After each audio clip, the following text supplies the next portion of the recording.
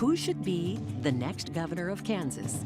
What's going on in Topeka is just outrageous. I know state government inside and out. Being an independent really liberates me to serve Kansans in ways that no other governor can.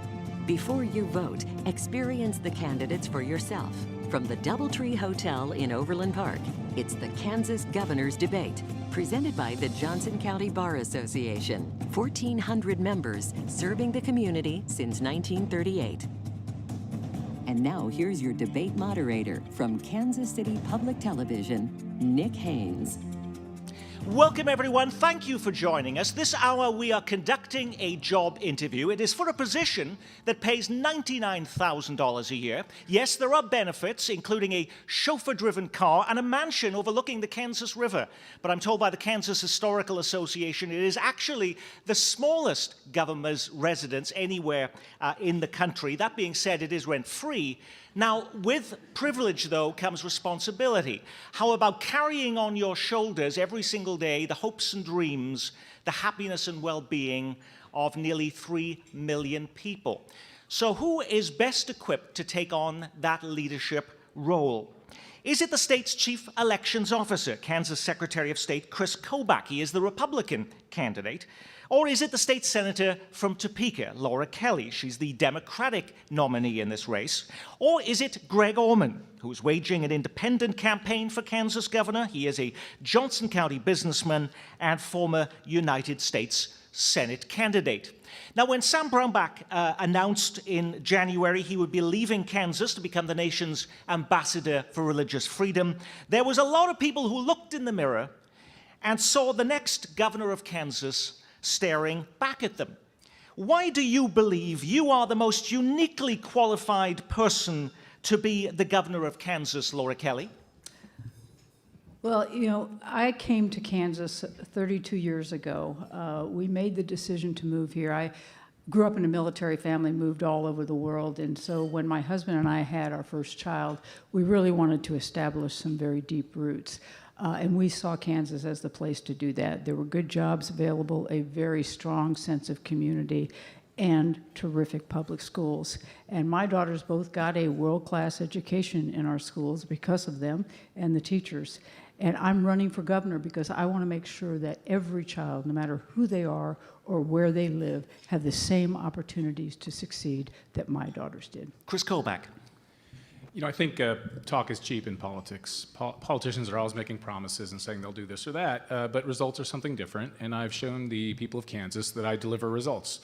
As Secretary of State, I promised we'd have photo ID, proof of citizenship, and I'd cut the size of my office, and I delivered on all three promises. Now, you may not personally agree with me on all three, but you can see by my actions that if I make a promise, I'll put my head down and I'll push as hard as I can to deliver on the promise. And so as governor, I'm going to be promising to cut taxes and spending, which was the missing ingredient of the Brownback tax cuts of 2012.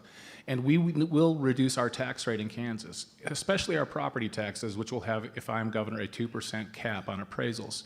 We are overtaxed. We're the high tax state in the 5-state area.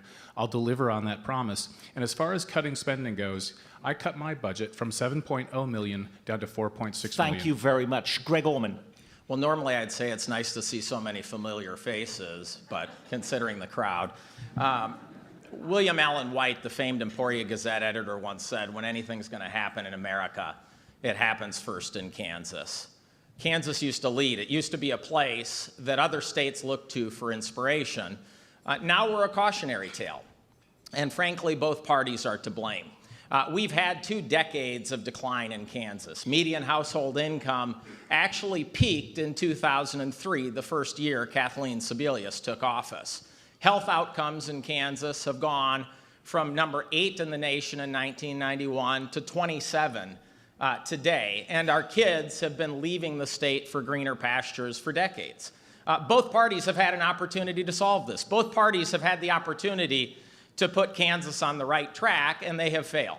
I believe my business background, my experience running and managing large organizations uniquely qualifies me to be governor, and I hope to be able to explain that today. Thank you very much. As you travel the state and talk to Kansans, what is the #1 issue they tell you they're worried about, and how, in 60 seconds or less, Laura Kelly, do you plan on fixing it?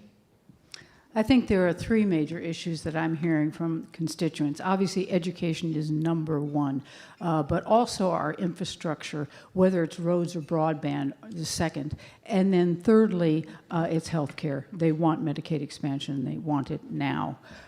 Those are the kinds of things that when I'm governor, I'll make sure that we can do. We've had to cut all of those kinds of things because of the Brownback tax experiment that really took our state down a road of devastation, whether you're looking at our roads, our healthcare, or our economy. We need to reverse that. That's what I'll do as governor. Kris Kobach. Without question, the number one thing I hear is taxes. Like I said, we're the high tax state, the 5-state area. We had a record-breaking sales tax hike in 2015, and I'm sure you all see that when you go to make purchases, and a record-breaking income tax hike in 2017. The combined impact of those two tax hikes on the average Johnson County household is $1,244 a year. $1,244 a year out of your wallet, in addition to the previous taxes you were paying. That's a family vacation. That's food on the table. That's all kinds of things that could be used for your households. And Topeka is not managing the money like we would manage our money in a law firm or manage our money in a household. Instead, the spending just keeps going and going and going. And I'll agree, under Republicans and Democrats administration, the spending has just been going like this. I will rein in spending. Topeka doesn't have a revenue problem. It has a spending problem, and I will solve that problem. Greg Orman. You know, I travel the state, and I clearly hear issues like public education, health care. Those are clearly things on people's mind. But at the end of the day, Kansas faces a demographic challenge. You know, our state is aging. Our kids are leaving the state. If we are going to be able to create the jobs and opportunities that keep our kids here and have the resources to invest in infrastructure, to invest in public education, to invest in health care, we have to grow the Kansas economy.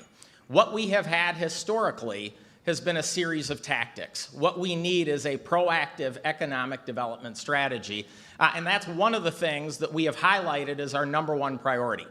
We've got it on our website. It's available. We have a very detailed plan that focuses on leveraging our strengths, overcoming obstacles to economic development, developing our workforce, and ultimately addressing our reputational deficit so that we can get people to move to Kansas. The debate rules allow you 30 seconds to rebut. Would you like to have that 30 seconds, Laura Kelly? I would. You know, I agree that the economy needs to grow, but what we look at is what happened over these past 8 years to make it stop growing. It was cutting our education system, it was cutting our roads and transportation system, and it was not expanding Medicaid. Those are the kinds of things that we've got to do if we're ever going to grow this economy. We took away the Bioscience Authority, which was probably the best economic tool Kansas ever had in place. We did that to pay for the tax plan. Kris Kobach. If you like the Keynesian idea of just have the government spend, spend, spend, and hope that that creates a secondary effect in the private sector, then I'm not your man. You would want a big spending candidate, and one of the others would be a perfect choice for you. But if you think businesses are driven by the bottom line, and that is the amount of taxes they pay and the utility rates they pay, I will try to get both below. We are also the high utility rate state in the 5-state area, 13.4 cents per kilowatt hour here, 10.9 average around us. How are you going to get a business to come here when our taxes are the highest and our utility rates are the highest? Thank you very much, Greg Orman.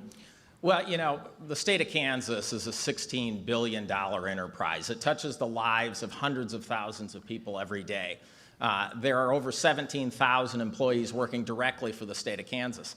I'm the only candidate on stage who's actually ever gotten better performance out of large, oftentimes very efficient organizations, and I can do that. I know Secretary Kobach talked about cutting his budget. The reality is 75% of those cuts came from a federal grant that expired.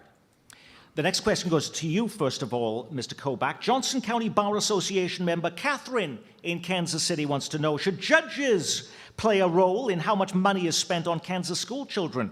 Do you support a proposed constitutional amendment that would give the legislature exclusive authority to determine what is adequate funding in our public schools? Yes, I support such a constitutional amendment. We have a constitutional crisis right now in Kansas. The judiciary has assumed the appropriations power, which the Kansas Constitution in Article 2, Section 24 very clearly gives only to the legislature. The judiciary is now in decision after decision saying, no, this amount of money is not enough, spend this amount of money.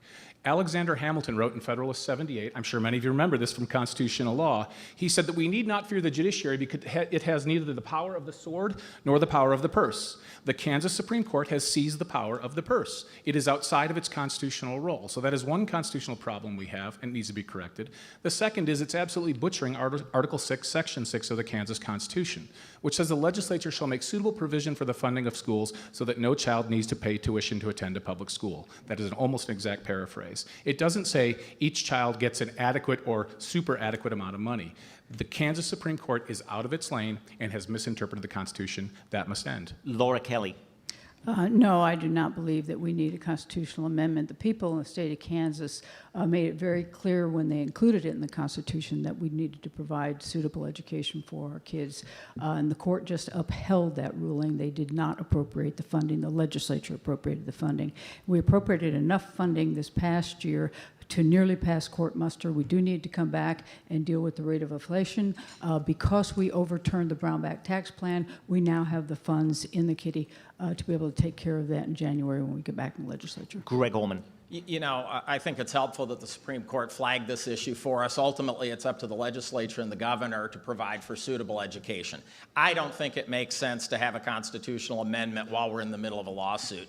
But I think the bigger issue here that we're facing is as it relates to education, we're coming at it from answers driven by two failed playbooks. You know, I hear from many on the far right, we need to go to private school vouchers. You know, there's one private high school west of Wichita. How does a private school voucher solve a problem for a kid in Colby, Kansas? On the other side, we hear we need to pour hundreds of millions, if not billions of dollars into the top of the funnel. I want to do what a business person would do. I want to focus on the root cause of the problem. And ultimately, and my wife's a public school teacher, I support public schools. You know, she said something to me that made a whole lot of sense, and that is the best education policy is a growing economy. If we grow our economy, we're going to have the ability to provide for public education in a suitable way without increasing taxes. You have 30 seconds to rebut Mr. Kobach.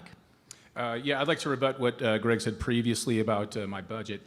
We did reduce it $7.0 million to $4.6 million. He repeated a talking point of one of my former Republican opponents, so he can be forgiven for his source. But the HAVA funds that he's talking about, they're not empty. We still had about $2.5 million in that fund, and that wasn't forcing us to cut our budget. And we just got another $3 million, almost $4 million from the federal government. So the federal fund is still there. We cut the budget by me cutting staff through gradual attrition. When baby boomers retire, we didn't replace them. Thank you. Laura Kelly. Yeah, you know, I hear Kris say over and over, all we need to do is cut, and things will be fine in the state of Kansas. And we can cut taxes, we can cut programs. What I've never heard him tell us is exactly what he would cut. Are we going to cut schools? Are we going to cut foster care? Are we going to cut roads? What are you going to cut, Kris, to pay for your tax cut? Greg Orman. You know, again, getting back on the issue of public education, it's the only manufacturing process I know of where you don't control the quality of your inputs.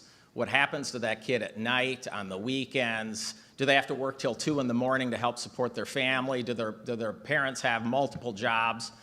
Those are the things we have to get at. We have to grow the Kansas economy. We have to be able to allow the private sector to create great jobs for people so that they can get more engaged in their kids' education and we can have better outcomes.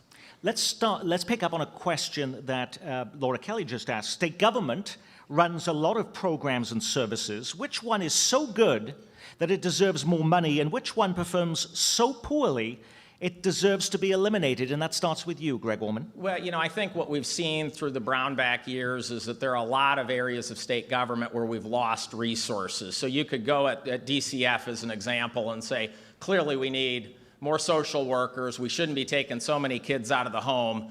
We should be working to keep families together. But, you know, look, right here in Johnson County, we have a prime example of government waste. Through the PEAK program, we pay to move companies from one side of State Line Road to the other. The Hall Family Foundation did an analysis and said it was $301,000 was what it cost for every job created right here in Johnson County. I talked to Jerry Lopez, the CEO of AMC Theaters at the time they moved From Kansas City, Missouri to Leawood, he said, Greg, it's stupid public policy, but I'd be stupid not to take the $45 million. You never mentioned a program or service to eliminate. Well, again, it would be the PEAK program. Okay, very good. In the Kansas City area. I Chris, draw a no-fly that's great. zone. Thank you. Kris Kobach. The program that I would, that is the best is our highways. We're actually number 2 in the nation in the quality of our highways. Now, we have been robbing from the highway fund year after year after year to balance the budget and finance the legislature's big spending habits. But we absolutely need to finish the T-Works program and finish building out the roads. That is a program that's doing very well, and you see it when you cross the line into Missouri or Nebraska. You see the roads get worse when you cross the state line. The program, the spending that I would eliminate is giving in-state tuition subsidies to illegal aliens, which we've been doing since 2004, and which Ms. Kelly voted for in the legislature, or voted against repealing in the legislature. That's, depending on the year, between $3 and $4 million we're spending to subsidize the education, the secondary, the graduate education in college of people who cannot legally work in the state of Kansas. If we have so much money to be subsidizing education, let's not hike tuition at KU or K-State this year.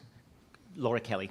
Thank you. I think some of the things that we actually do well in the state of Kansas, and we can do better, is career and technical education. We really did some serious reforms in that over the past few years, and I think we've seen a great increase in the number of kids taking full advantage of that. We had at one time a very robust early childhood education program. We've cut that back somewhat. We need to expand that again because that's the best investment that the state can make. You know, and I think about what we could actually cut.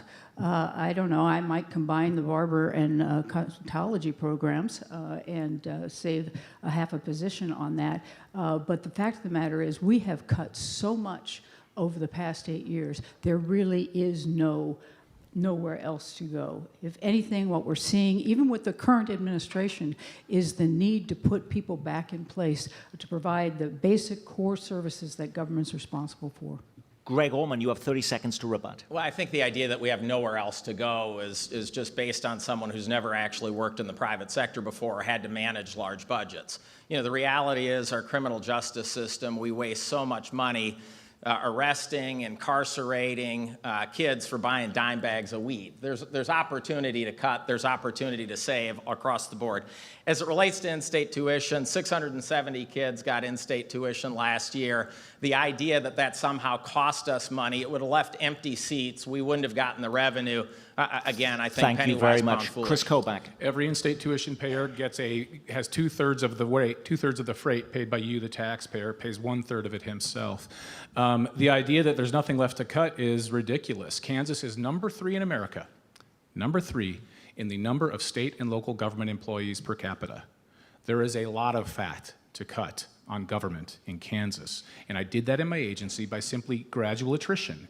As the baby boomers retire, and they're retiring 11,000 a day nationally, if they're in government, see if we can get by without filling the position. Laura Kelly, 30 seconds. Yeah, the state government has shrunk considerably over the past 8 years. When Kris talks about local government being expanded, he's really talking at the very local level, whether you're talking school districts and cities and townships and those kinds. State government itself has shrunk considerably to the point where we're not able to provide basic services for our citizens. Kris Kobach touched on this in his last answer. Let's delve into it now, beginning with you, Laura Kelly. What role, if any, should the state of Kansas play in immigration policy? Should children brought here illegally but who graduate from a Kansas high school be eligible for in-state tuition?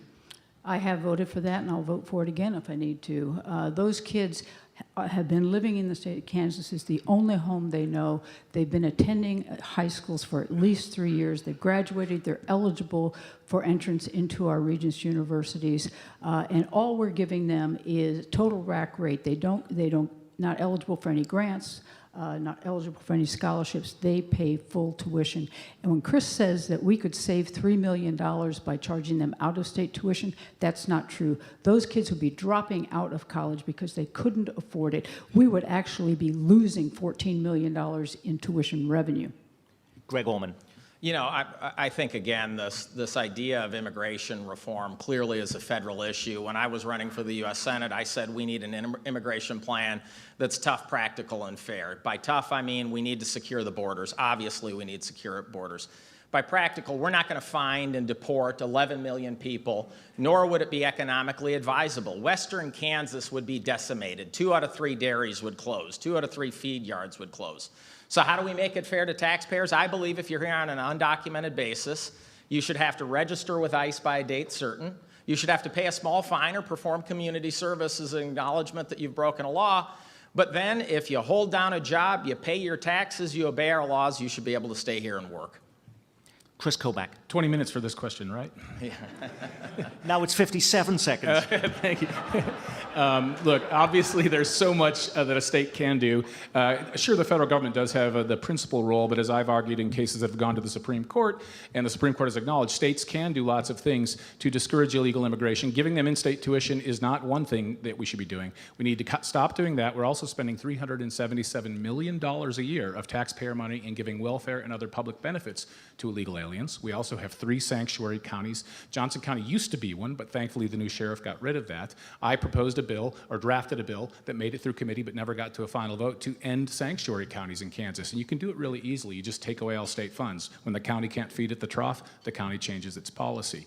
We also need to have E-Verify for all state contract recipients. You want to work and use Kansas taxpayer money to have that job, then you better use E-Verify so that all of your workers are U.S. citizens or are here legally. Laura Kelly, you have 30 seconds to rebut. Yeah, I think we all understand that we need to have secure borders, but more importantly, we need to have comprehensive immigration reform, and that can only be done at the federal level. We need to be pressuring our congressional delegation to get their act together and get us the immigration reform that we need. Our agricultural industry depends upon it, our manufacturing industry depends upon it. It's something that must get done and must get done as soon as possible. Greg Orman.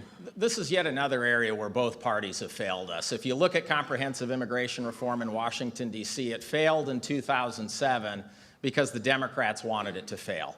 In fact, read the congressional record. Ted Kennedy had forged a compromise with John McCain, and it was Byron Dorgan and 2 Democrats, Barack Obama and Harry Reid, who torpedoed it with a poison pill amendment.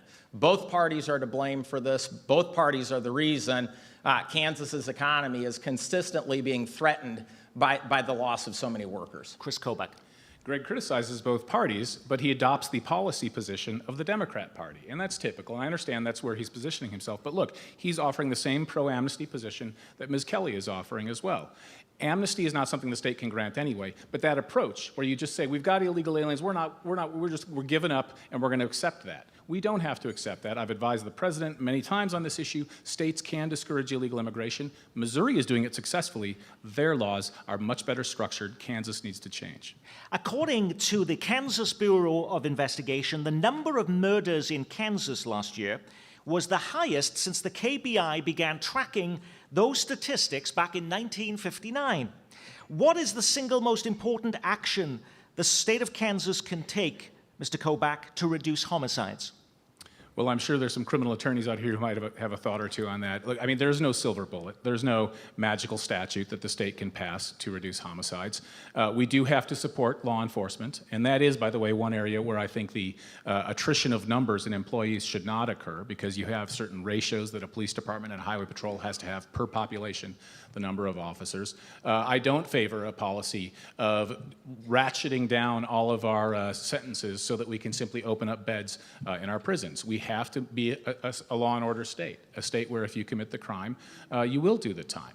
And it has a deterrent effect. And just to switch to an analogous issue where I've been personally involved, we've been prosecuting voter fraud in Kansas, and it has had a deterrent effect. The word got out that if you commit the crime of double voting, we will catch you and you'll probably face a $3,000 to $5,000 fine.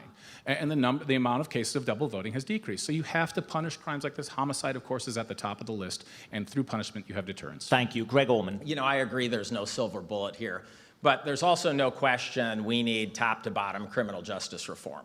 I mean, the reality is we're spending more money now building another prison.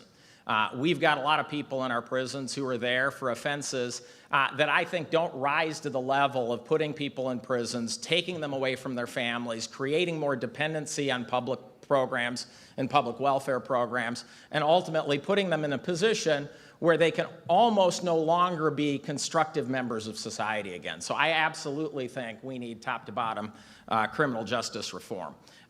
Just using my time to get back to the issue of immigration reform, I almost think the idea, Kris, that you think that we need to get rid of all immigrants in Kansas, all illegal immigrants in Kansas, just disqualifies you to be governor. It's clearly a red meat issue for your base, but ultimately it just demonstrates you don't understand how the ag economy works. Laura Kelly. Yeah, I think there are a variety of things that we can do to look at that. First would be to support our local law enforcement folks, give them the tools that they need to fight crime. I think we also have to recognize that we have a gun sense policy lack in the state of Kansas, and we really need to address that as we go forward. I also think that we have decimated our mental health reform system, or our mental health system, so greatly over the past years that people who are in need of help, who are stressed, who are a danger to themselves, danger to others, are not getting the services they need, and I think we need to fix that. Kris Kobach, you have 30 seconds to rebut. I think Greg's statement that you are disqualified for a governor if you want to have the illegal population leave the state and open up jobs for Kansans, if you think that disqualifies me, I think he's 180 degrees wrong. I'd be the first governor who's actually tried to do something about the problem, because there are many, many jobs, whether you're talking bricklaying, whether you're talking all kinds of sectors where Americans are making less money. And that's one of the reasons why the firefighters union endorsed me. We have to look out for the American worker.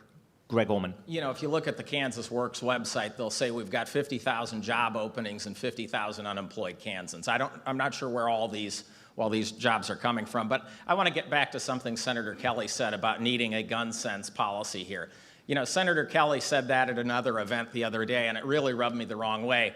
She talked about getting guns off of college campuses. We only have them because she co-sponsored the constitutional carry amendment in Kansas that put them there. You can't take credit for solving a problem that you created. Laura Kelly, you get the last word. Yeah, thanks. 2 years ago, I voted to take guns off campus. Last year, I voted to take guns away from people who had domestic violence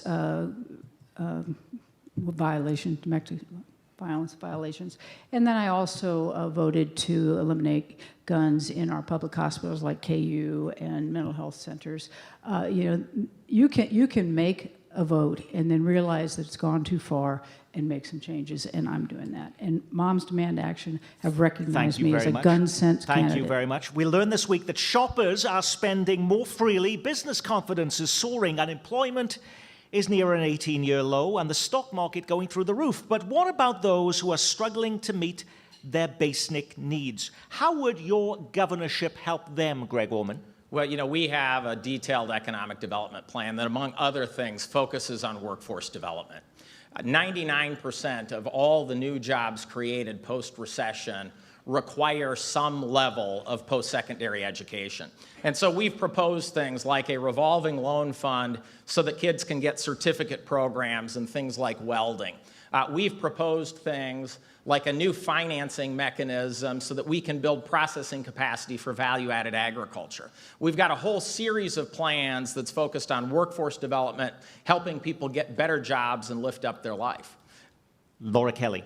Yeah, I think that there are a number of things that we need to do to lift up folks and get them the opportunity for good-paying jobs.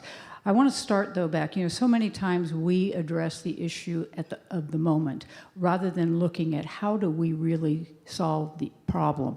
And that's why, when I'm governor, I will focus very heavily on early childhood education and programs. I'm going to work with our business community and form public-private partnerships all across the state so that we're getting to our kids at a very early age and their families so that by the time they get into our school system, they're not needing our special education programs. By the time they get to their teenage years, they're not going into our juvenile system. And by the time they're in their late high school years and going into college, that they are work-ready and able to be productive citizens. Kris Kobach. I want to focus on one specific group, the elderly. There are many Kansans, tens of thousands, maybe hundreds of thousands of Kansans who have retired and have said, okay, I can afford to live in my home for the rest of my life. This is the budget I have. This is my Social Security. This is whatever other savings I had. But they are finding that they are now being taxed out of their own homes, and many of them are in northern Johnson County, because appraisals have been killing people who are, figuratively killing people who are in a position where they don't have another source of income. They can't somehow increase their income by X% to account for the 50% appraisal increase that happened in a 2-year period. If you live in this county, you know what I'm talking about. Big box retail between 2016 and 2017 increased an average of 80% appraised value in 1 year.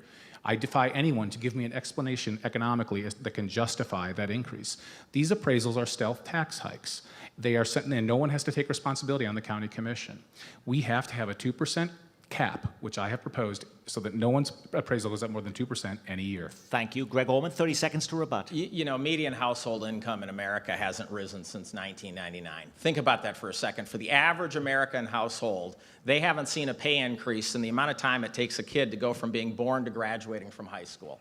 At the same time, the things we spend so much money on, healthcare, higher education, childcare, have all skyrocketed. So for the average American and the average Kansan, it doesn't feel like you're treading water, it feels like you're drowning, and we need to focus on lifting them up through education, primarily technical and professional education. Laura Kelly. Yeah, you know, the reason our property tax, our income taxes are too high right now is a direct result of the Brownback tax experiment of 2012 and 2013. We have reversed that. We need to wait until probably the middle of next year to understand the full implications of what we did. We also need to wait to see what the implications of the federal tax cuts are. But when we figure that all out, those are the areas that we need to look at, because indeed our property taxes are way too high and our sales tax is so high it's immoral. Thank you. Mr. Kobach. No, the reason that our taxes are too high is because the legislature voted to raise the taxes. Ms. Kelly did so in 2009 and 2017 on income taxes, and 2010 and 2015 on sales taxes. The legislature bears responsibility for this. You can't just say, oh, they made me do it. No, the legislature and the governor have to step up and stop spending so much. The thing that government can do, on the left, people talk, oh, the government will have a program, it'll just create jobs magically. And what the government can actually do is stop taking money out of your pocket. That's something we can do tomorrow. If money is an issue in paying for services in Topeka, 2 measures have been proposed that would bring hefty amounts of cash into the state's coffers. One is to legalize marijuana. The second is to authorize sports betting, now that a recent federal court ruling paves the way for states to legalize gambling on college and professional games. Would you support, Laura Kelly, either measure, or do you have a better idea? I would support legalization of medical marijuana. I think it's past time for us to do that. I don't think Kansas, in particular the legislature, is ready to go full bore on recreational marijuana. And I also think people need to recognize that is not going to be our budget panacea. You know, the more as states legalize marijuana, we'll see a significant decrease in revenues provided to the state. So I don't want anybody to get the idea that that's how we're going to fund our schools. It won't happen. Sports betting, I'm fine with. It'll bring in some revenue, but again, it's not the kind of thing that's going to be able to substitute for a sound tax structure. Kris Kobach. No on medical marijuana, yes on sports betting. Let's look at medical marijuana first. Look, every state that's tried medical marijuana legalization has found that it becomes a ridiculously open gateway for people to just use it for recreational purposes. Sure, people who need it for medical purposes also get it, but the processes for the doctor's note are laughable, and people use it recreationally as well in those states. So no, I don't favor medical marijuana legalization. I do favor doing things to fast track access to the CBD, the beneficial component of marijuana that actually does provide pain relief, and the FDA is on the verge of approving that in pill form. There are already oil versions of it. So we as a state and as government can certainly try to facilitate access to the medically beneficial component of marijuana, but the notion that, hey, we'll just say it's okay for medical purposes and everything can be solved, simply not realistic. Sports betting, we'll see how much revenue it generates. I agree with Senator Kelly, it may not generate that much, but certainly it's not something that I think the legislature should prohibit. Greg Orman. You know, obviously, any doctor who is able to prescribe a Schedule II narcotic should be able to prescribe medical marijuana. I think we've seen things like opioids be far more addictive and far more damaging to our communities than medical marijuana would be. And I've seen up close the impact of this. I traveled to Colorado recently and saw a young man who had to flee with his mother from Kansas and ultimately got treatment in Colorado, prevented him from having 200 seizures a day, and now he's been seizure-free for 21 weeks. So I think that's important. In terms of recreational use, I don't believe we should be arresting, booking, trying and incarcerating a teenager for buying a dime bag of weed. But by the same token, I would treat it as a citable offense the same way we deal with the speeding ticket. You're caught with recreational quantities, you get a ticket. Sports betting, yes. People are going to bet on sports anyway, given what the courts have ruled. We might as well get some of the benefit of it. Laura Kelly, 30 seconds to rebut. When we're talking about legalizing medical marijuana, we're not talking about the approach that was taken in Colorado, where it really was available on every corner. This would be a much more regulated approach where doctors would be doing the prescribing. But I think we know from our hospice work and from opioid abuse that there's a real use for medical marijuana and one that will actually decrease costs and decrease addictions. Kris Kobach. But of course, the beneficial component of medical marijuana, it will soon be available in pill form and is already available in oil form. So there's no good reason why we send a message. And as the father of 5 young daughters, and I'm sure many of you are parents or grandparents, you are sending a message when suddenly the thing that was illegal now becomes legal, even if for specified purposes, and that, oh, it's really not that bad, it's okay, go ahead. And I don't want to send that message. I think there's no reason, there's no good excuse to legalize marijuana. Final word to you, Mr. Orman. You know, I think the idea that it's only CBD is actually medically wrong. The young man in Colorado who's getting treatment today is getting a combination of CBD and THC. Look, this is a humanitarian issue. We shouldn't have people at their most vulnerable feeling like criminals. We shouldn't have people who are trying to treat the effects of chemotherapy feeling like they're breaking the law just because they want a little relief. What happens on the national political scene can have a ripple effect on what happens locally in our states. Beginning with you, Kris Kobach, which action by the Trump administration do you support the most? Which do you most oppose? Support the most would be the Trump tax cuts. Oppose, it's a tough one. I suppose I'd say I oppose the delay in reversing the DACA amnesty that the Obama administration did unconstitutionally through an executive order. President Trump eventually got there. I just would have gotten there faster. Sorry, I couldn't give you a more vigorous opposition. But look, the Trump tax cut, let's talk about that.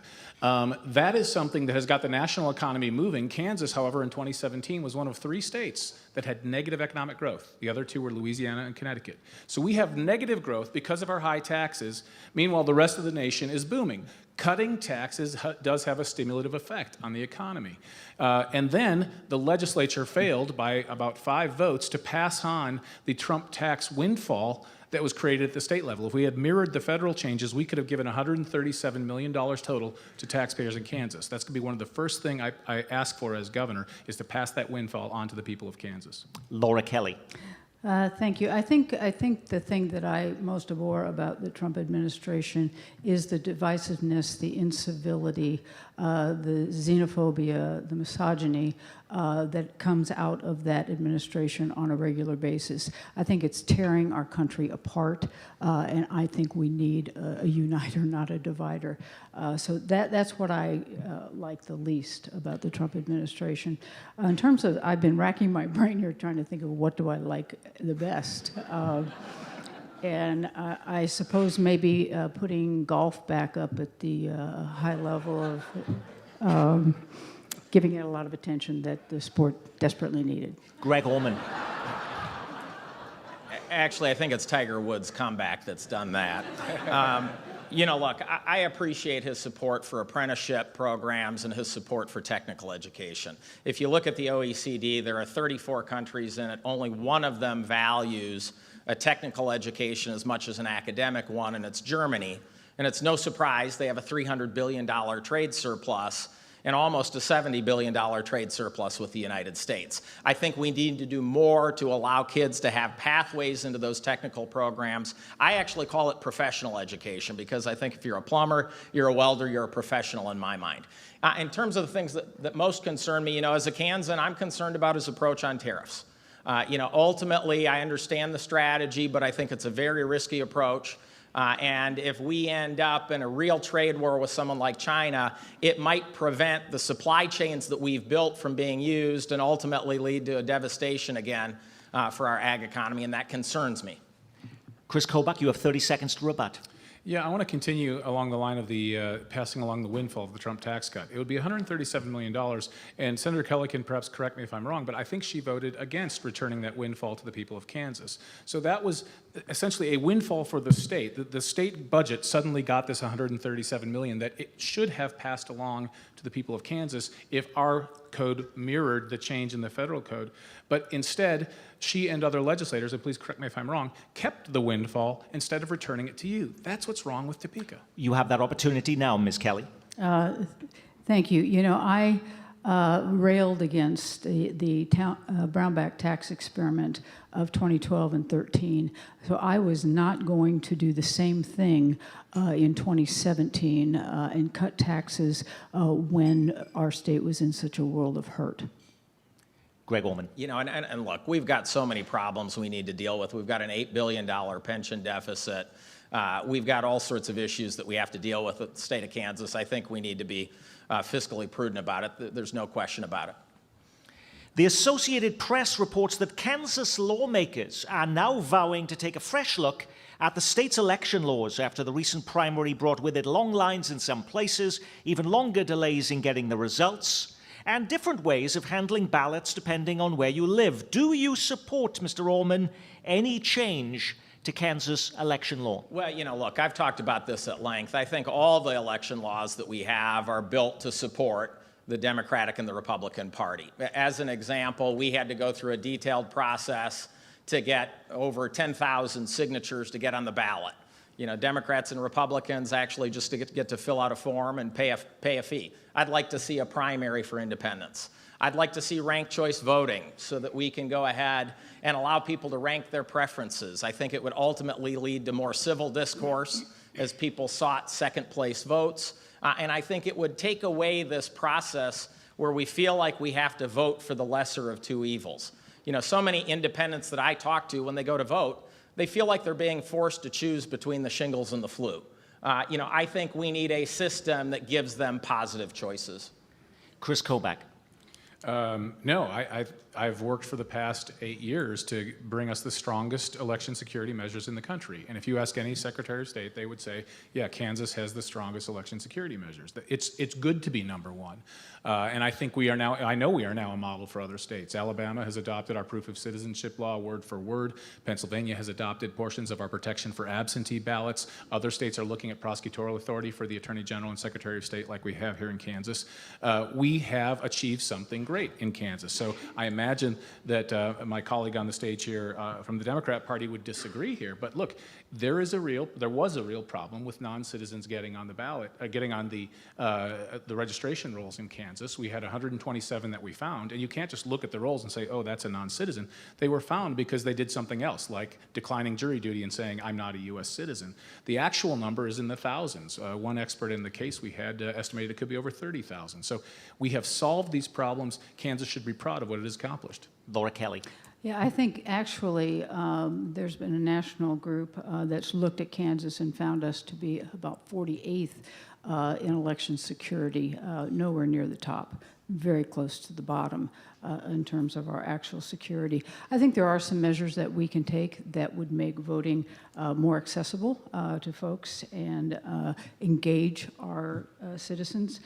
And one thing I would propose is that we look at having same-day registration, that on voting day you can go in and you can register as a Republican, you can register as a Democrat, you can register as an independent, and you can vote that day. The restrictions that we have placed on it have made it very, very difficult and disenfranchised all the wrong people. You know, really our senior citizens, many of them in nursing homes, our disabled folks, our veterans.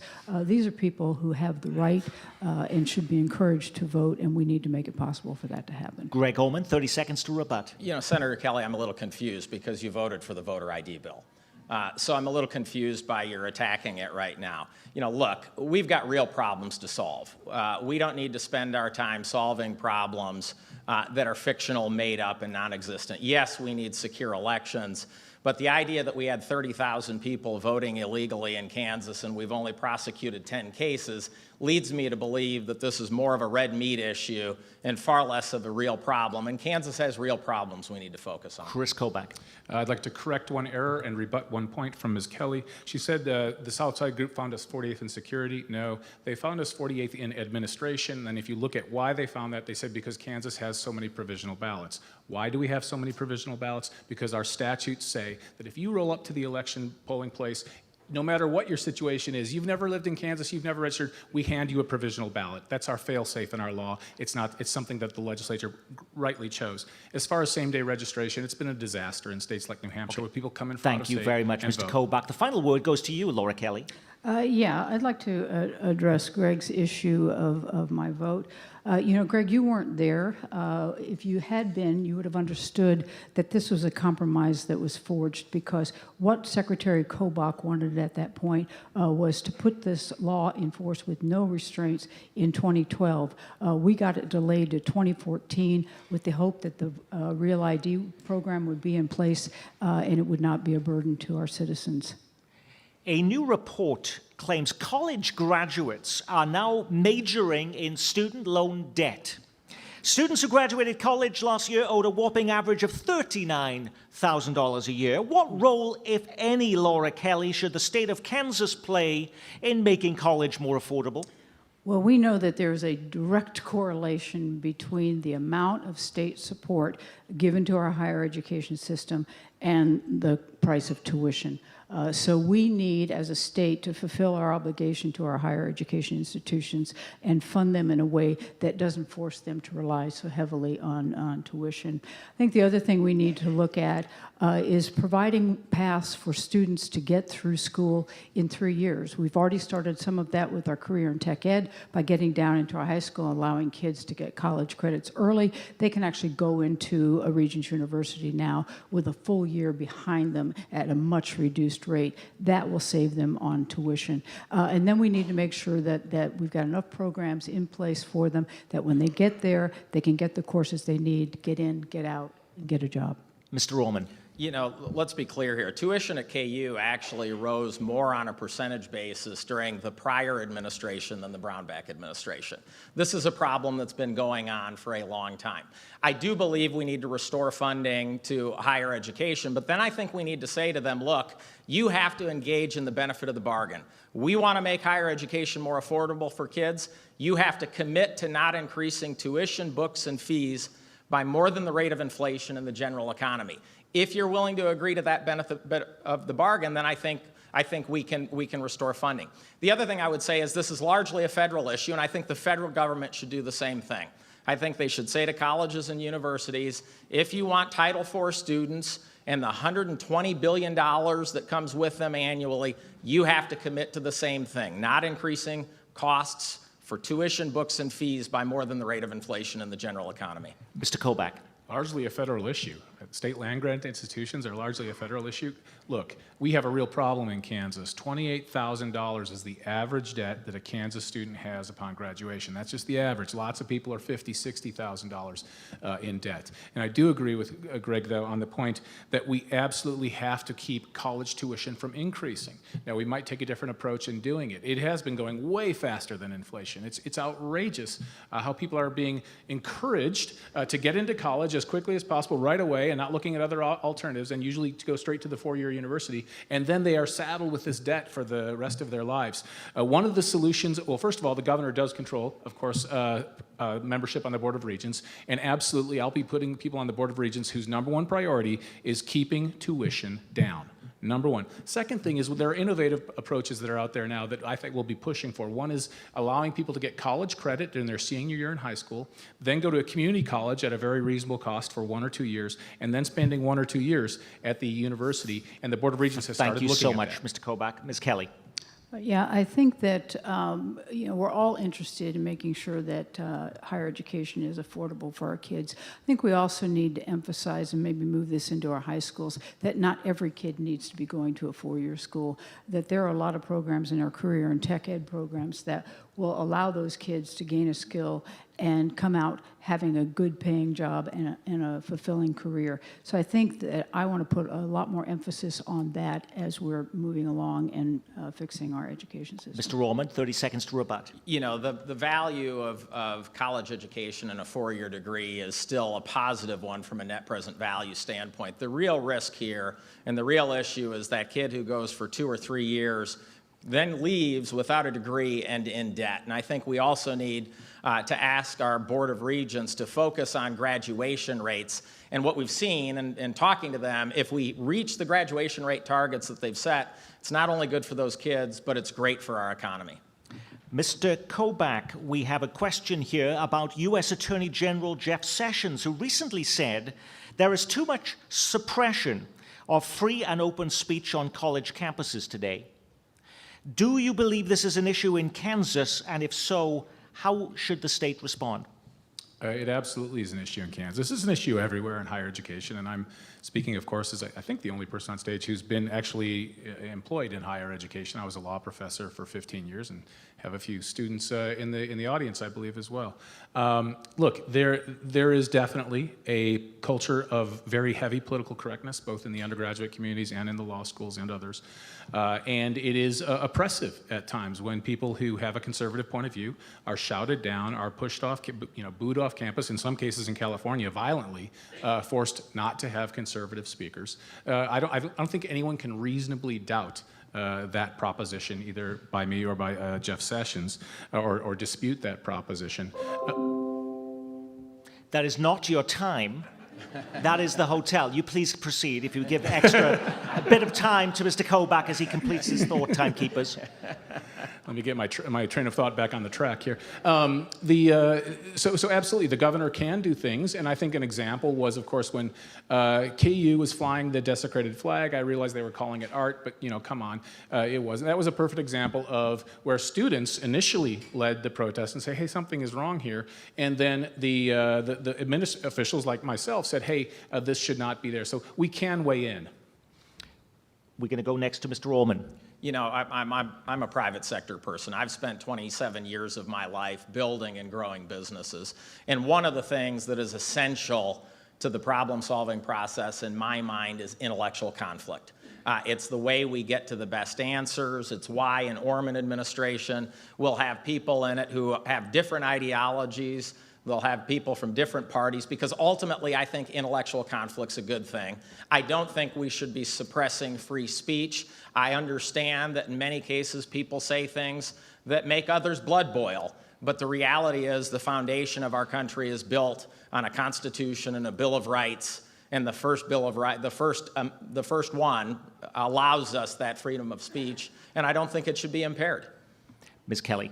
Yeah, I can't say how much I support the freedom of speech. I think it's very, very important that we allow that. And I think it's particularly important on our university campuses. We send our kids to college to grow and to learn and to express themselves and to hear the opinions of others. So I would not want to see us put any restrictions on that, particularly on our college campuses. I would say that I'd like to return some civility to speech. I think that would be very helpful so that we could actually hear one another rather than just shout and yell at one another.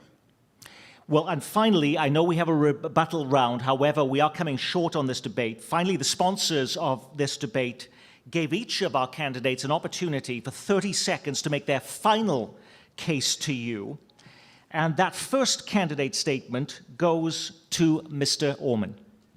Thank you for having me here today. You know, I believe what happens over the next 5 years in Kansas is going to determine the path our state is on for the next several decades. Kansas has two options in November. We can lead again and get back on the right track, or we can continue with the status quo.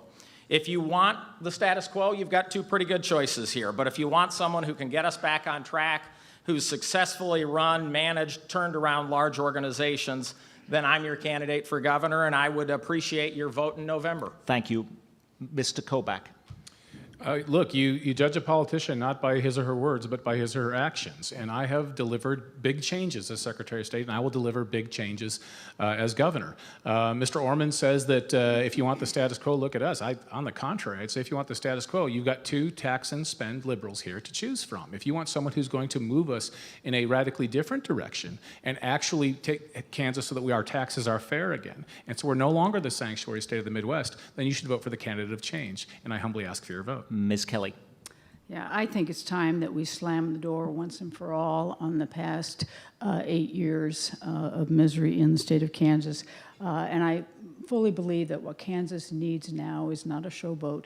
What Kansas needs now is a strong, steady, experienced leader who knows where the problems are and has the relationships already established within the legislature to bring people together and get things done and fix our state. We're on the road to recovery. We don't need to take a U-turn. One of these three people will be the next governor of Kansas. Which one? Only you will decide with your vote. You've been watching the Kansas governor's debate from the main ballroom of the DoubleTree Hotel in Overland Park from the entire production crew of KCPT and our debate sponsors, the Johnson County Bar Association. Thank you and goodbye.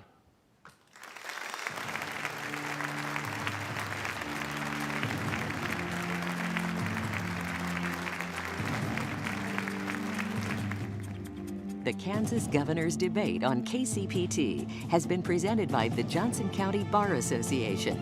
1,400 attorney members serving the community since 1938.